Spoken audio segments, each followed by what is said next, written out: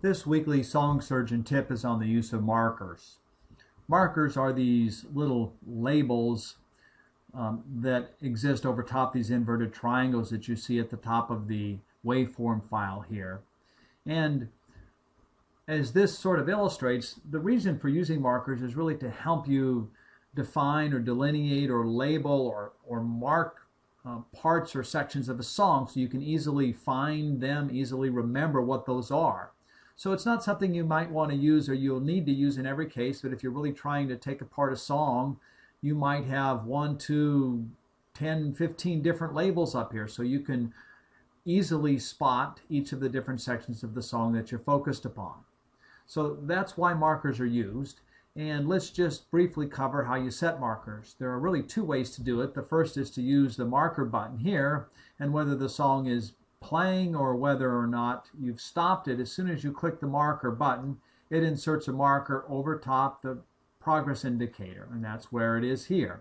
And then the second way is if we just simply anywhere up here in the top of this waveform file, left click with our mouse. And that's the second way in which a marker can be inserted.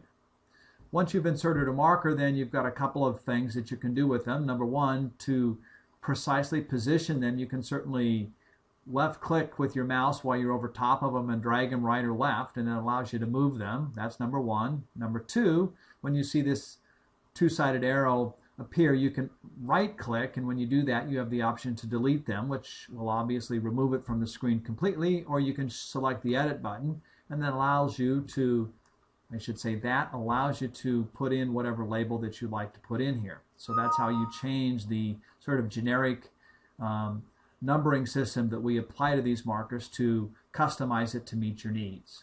Oh yes, and one other brief but important thing, that is that markers are saved with SSP files or Song Surgeon project files. So if you have a song like this that you might be wanting to save and reopen at a later point in time, you need to use the save button, because the save or the save as button creates an SSP file which stores all this types of data, and it recalls it when you open the file later on.